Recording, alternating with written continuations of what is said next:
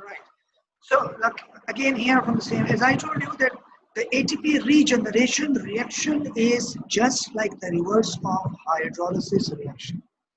तो आप देख सकते हैं कि जिस तरह आपने ये जो डेड बैटरी थी, अब इसको चार्ज करने का टाइम आया है, तो चार्ज कैसे करोगे इसको? एटीपी के साथ पीआई को दोबारा कनेक्ट करेंगे और इसको आप एनर्जी, अब ये एनर्जी कहाँ से आ रही है? This is the energy that is been released from the oxidation of glucose from carbohydrates. तो या कोई भी मॉलिक्यूल हो सकता है सिवाय ग्लूकोज के, और भी कुछ हो सकते हैं, अमाइनो एसिड वगैरह भी हो सकते हैं। जब वो ऑक्सीडाइज होते हैं तो उनकी एनर्जी को हम एडीपी पीआई में लॉक करके एटीपी बना देते हैं और फिर एटीपी को दोबारा नॉर्मल के लिए यूज कर सकते हैं। So that is the hydrolysis of ATP. और शायद इसी वजह से एटीपी एक आइडियल मॉलिक्यूल है, क्योंकि इसका टर्नओवर रेट बहुत फास्ट है। अभी मैं बताऊंगा, इसमें 2-3 मार्क अलग से क्वेश्चन आता है कि एटीपी आइडियल मॉलिक्यूल क्यों है, क्योंकि इसका टर्नओवर रेट बहुत फास्ट है, ये बहुत तेजी से बनती है और बहुत तेजी से टूटती भी है। तो इसलिए अगर आप आगे सेंटेंस देखें,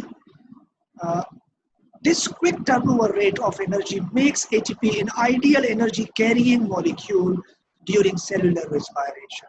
Yani ATP is also considered as energy rich molecule because it can release free energy of about 30.5 kilojoule per mole in standard condition. बेटा स्टैंडर्ड कंडीशन वो कंडीशन होते हैं, नॉर्मल कंडीशन अगर हमें कुछ ज़्यादा स्टर्नस एक्सरसाइज नहीं कर रहे हैं, कोई ज़्यादा स्टारवेशन भी नहीं है, फूड वगैरह प्रोवाइडेड है, तो हमारा सिर्फ एटीपी बनता है एडीपी फॉर्म में और 30.5 kilo joule of energy release होगी।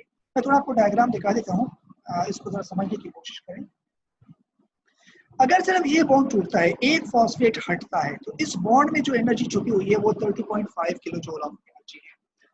इसी तरह अगर ये वाला बॉन्ड टूटता है जो दूसरी फॉस्फेट में छुपी है, वो भी 30.5 यानी 30.5 किलो जूल के बराबर है।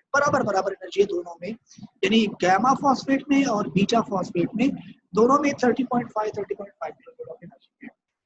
अच्छा, अब अगर सिर्फ एक टूटता है, सिर्फ गामा टूटता है, तो बनेगा क्या? एडीपी बनेगा, दो फॉस्फेट फिर भी जोड़े रहेंगे और जो एनर्जी रिलीज होगी वो 30.5 होगी। ये स्टैंडर्ड कंडीशन होगी, नॉर्मल कंडीशन, आम हालात में जो हम लोग एनर्जी लेते हैं।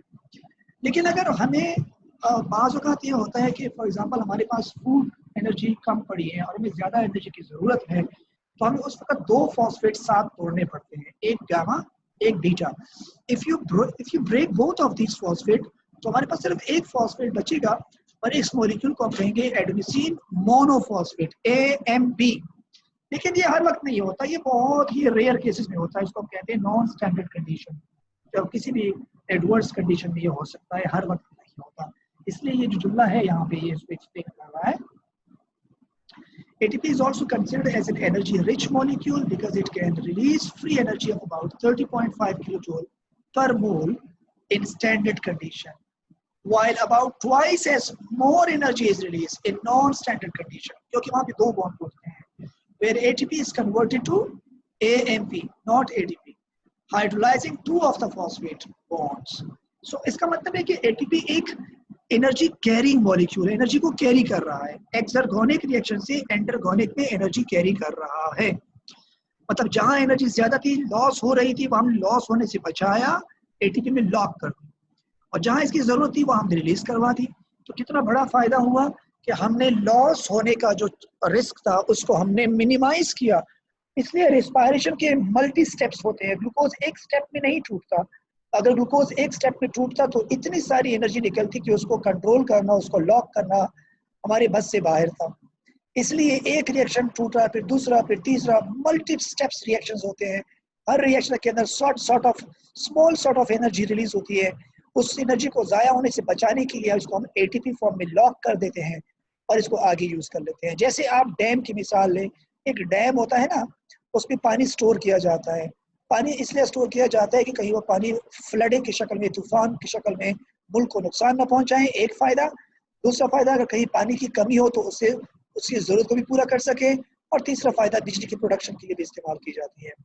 तो इसी तरह जब ज़्यादा बारिश होती है तो एक तो डैम उस पानी को स्टोर किया जाता है अच्छे फंक्शन के लिए। इस तरह हमारे बॉडी में अगर ग्लूकोज टूटता है तो जितनी ज़्यादा एनर्जी निकलती है, उस एनर्जी को लॉस होने से बचाने के लिए इसको हम एटीपी फॉर्म में कन्वर्ट कर लेते हैं और इस तरह इसको कैरी करते हैं बाकी रिएक्शंस को जहां एनर्जी की ज़रूरत पड़ती है। तो इसलिए ये सेंटेंस अगर आप देखें, ATP is an intermediate molecule to link endergonic reaction with exergonic reaction in cellular metabolism. अब वो जो तीसरा पॉइंट है उसकी मैं बात कर, डिस्टेबिलिटी तो हो गई कि क्यों इतना अनस्टेबल होता है, इंटरमीडिएट कैसे होता है। तो इंटरमीडिएट्स को समझाने के लिए मैं आपको पहले एक एग्जांपल दे रहा हूँ, एक जनरल एग्जांपल। आप जरा इस रिएक्शन को देखिएगा।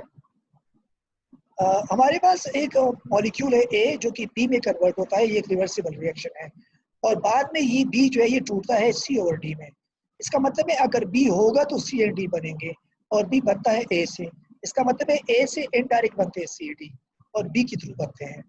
अब अगर हम इनकी एनर्जी देखें, अगर A और B, जब A से B कन्वर्ट होता हो तो एनर्जी बनती है X, इतनी एनर्जी हमें इसके बॉन्ड के अंदर मौजूद है। इसी तरह C और D बनाने के लिए जो एनर्जी है वो कितनी है, Y है। तो अगर हम इन दोनों रिएक्शन को एक साथ जोड़ दें, जिसको आप हमेशा केमिस्ट्री की ज़बान में कहते हैं एक समरी इक्वेशन, यानी तमाम इक्वेशन को मिला के आप एक जनरल इक्वेशन बनाते हैं, हमने इसको यू मिलाया तो इसमें देखिएगा B गायब है, A C और D इसलिए गायब है क्योंकि B दोनों में कॉमन है। B दोनों में कॉमन है, क्यों कॉमन है? क्योंकि B यहाँ पे क्या है, प्रोडक्ट है, और यहाँ पे क्या है, रिएक्टेंट है, तो ये कैंसिल हो जाएगा क्योंकि ये बनता है और फिर टूटता है, तो उसको हमने निकाल दिया, हमने इनको मिला दिया तो A से C और D बनते हैं।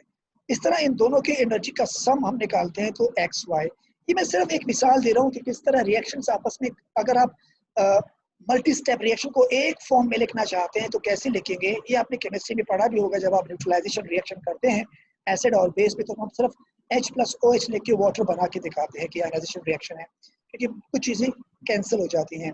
तो इस पर B कैंसिल हो रहा है, B एक इंटरमीडिएट था जो कैंसिल हुआ। अब यही चीज़ मैं आपको बताना चाहता हूँ कि ये यहाँ ATP फॉर्म में कैसे होगा।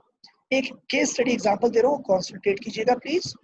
और ये एग्जांपल क्या है, ये एग्जांपल है बेटा synthesis of sucrose from glucose. Sucrose से ग्लूकोज कैसे बनता है, कंडेंसेशन रिएक्शन है, दो ग्लूकोज मिलकर सुक्रोज बनाते हैं, लेकिन ये खुद ब खुद नहीं बनता। अब आपको समझा रहा हूँ कैसे बनेगा।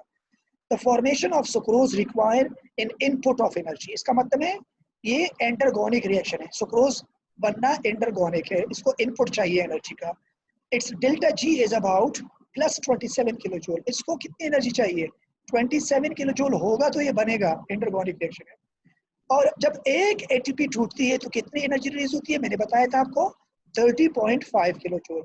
इसका मतलब है कि अगर एक एटीपी को हम तोड़ दें तो उसकी एनर्जी सफिशिएंट है कि वो सुक्रोज को बना देगा। तो इसलिए कहते हैं कि ATP hydrolysis has a delta H around -30 kilo joule. Minus इसलिए लिखा है क्योंकि एक्सर्गोनिक है, किलो जूल पर मोल। So it can release enough energy to pay for the synthesis of a sucrose molecule. तो आप ये रिएक्शन देखिएगा, ग्लूकोज प्लस फ्रुक्टोज क्या बनाते हैं, सुक्रोज, और एनर्जी कितनी चाहिए, +27। लेकिन अगर एटीपी को आप तोड़ते हैं एडीपी फॉर्म में और फॉस्फेट पे तो ये एनर्जी देता है -30, दोनों का सम बनता है -3। इसका मतलब है ये रिएक्शन पॉसिबल है, इसका होना पॉसिबल है। अगर इसका आंसर माइनस में के बजाय प्लस में आता तो फिर हम कहते कि इसको ज्यादा एनर्जी चाहिए, एनर्जी आ रही है कम, फिर ये रिएक्शन नहीं हो सकता था। इसलिए हम कह रहे हैं कि ये रिएक्शन पॉसिबल है। ये जो ऊपर वाला रिएक्शन है ये एंडरगोनिक है और नीचे वाला एक्सर्गोनिक है। तो इससे ये बात साबित हो गई कि हमारी बॉडी में जितनी भी एंडरगोनिक रिएक्शन है they are coupled with exergonic reaction. हर एक एंडरगोनिक रिएक्शन के साथ एक एक्सर्गोनिक रिएक्शन का होना जरूरी है, यानी एटीपी का तोड़ना जरूरी है, क्योंकि वो रिएक्शन ग्लूकोज की एनर्जी को डायरेक्ट यूज नहीं कर सकता, इसको एटीपी की एनर्जी देना जरूरी है। So this is the example like I told you कि किस तरह हम एटीपी को मुख्तलिफ रिएक्शंस के अंदर कपल कर सकते हैं। इन द सेम वे अगर आप इस पूरे प्रोसेस को देखते हैं कि इसमें एनर्जी किस तरह ट्रांसफर हुई, किस तरह रिलीज हुई, वो मैं आपको थोड़ा सा समझ कर दूं। फाइनली इसको फिर हम क्लोज कर रहे हैं। So, how is the energy release in ATP hydrolysis channeled into the production of sucrose? सवाल ये है कि ये ATP की एनर्जी किस तरह सुक्रोज के अंदर चली गई, किस तरह चैनल हो गई। As it turns out, there are actually two reasons that दो चीजें हैं, बस सिर्फ दो पॉइंट्स है जो आपने याद रखने हैं। क्या क्या हुआ, पॉइंट नंबर 1 क्या कह रहे हैं, in the first reaction a phosphate group is transferred from ATP to glucose।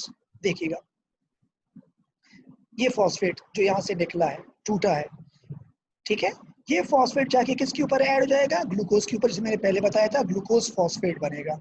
असल में आप लोग कहते हैं ना कि सर एटीपी तो एक्सर्गोनिक रिएक्शन है, वो तो एनर्जी रिलीज करता है, वो एनर्जी किसी फॉर्म में होगी। This phosphate is actually energy, energize phosphate कहलाता है, इसके अंदर एनर्जी है। तो वो एनर्जी इस ग्लूकोज में ऐड होने का मतलब है फॉस्फेट ग्लूकोज के ऊपर ऐड हुआ और इसको ग्लूकोज फॉस्फेट में कन्वर्ट किया। याद रखो ग्लूकोज बहुत स्टेबल मॉलिक्यूल है as compare to glucose phosphate के मुकाबले में। तो फॉस्फेट जब इसके ऊपर ऐड हो जाएगा तो वो इसको ग्लूकोज फॉस्फेट में कन्वर्ट करके अनस्टेबल मॉलिक्यूल में कन्वर्ट कर देगा। इस तरह ये कह रहे हैं कि in the first reaction a phosphate group is transferred from ATP to glucose forming a phosphorylated glucose intermediate, glucose phosphate bana. This is an energetically favorable energy releasing reaction because ATP is so unstable, really wants to lose its phosphate group. इसने phosphate group को lose किया. Now in the second reaction the glucose phosphate intermediate reacts with fructose. तो जो glucose ये जो glucose phosphate बना है ये फिर फ्रुक्टोज के साथ रिएक्ट करके क्या बना देगा, सुक्रोज बना देगा। इसलिए कह रहे हैं due to its attach phosphate, so because glucose phosphate is relatively unstable due to its attached phosphate group, this reaction also releases energy and it's spontaneous. तो आप इस डायग्राम को देखिएगा प्लीज, ग्लूकोज फ्रुक्टोज ये अनकपल्ड रिएक्शन है, अगर हम direct लिखेंगे सुक्रोज, लेकिन ऐसा नहीं होता, इसमें दो स्टेप्स हैं। पहले स्टेप में क्या होता है, ग्लूकोज के साथ एटीपी मिलती है, एटीपी टूटती है, उसका फॉस्फेट इसके ऊपर ऐड होता है, ग्लूकोज फॉस्फेट बना दिया और एडीपी रिलीज हो गई। फिर ये ग्लूकोज फॉस्फेट रिएक्ट करता है फ्रुक्टोज के साथ और हम बना देते हैं सुक्रोज और फॉस्फेट को रिलीज करता है। ये फॉस्फेट बाद में दोबारा इस एडीपी के साथ मिलता है और एटीपी बनाते हैं, लेकिन इसको ये एनर्जी कौन देगा, ग्लूकोज मॉलिक्यूल देगा। इस तरह आपने एनर्जी को ट्रांसफर कर दिया एक रिएक्शन से दूसरी रिएक्शन तक। तो आपको जो तीसरा पॉइंट था कि ATP is an intermediate molecule, it links exergonic reaction with endergonic reaction. तो आपने देखा कि ये वाला जो रिएक्शन था ये एंडरगोनिक था, ये वाला एक्सर्गोनिक था और दोनों रिएक्शन आपस में लिंक हो गए। यानी एटीपी का तोड़ना एक्सर्गोनिक, सुक्रोज का बनना एंडरगोनिक, दोनों रिएक्शन कपल हुए। So that's the way we see how energy is transferred from one reactions to another. Yes. अब आपकी बारी है, कोई भी क्वेश्चन आपके जहन में है प्लीज पूछिएगा।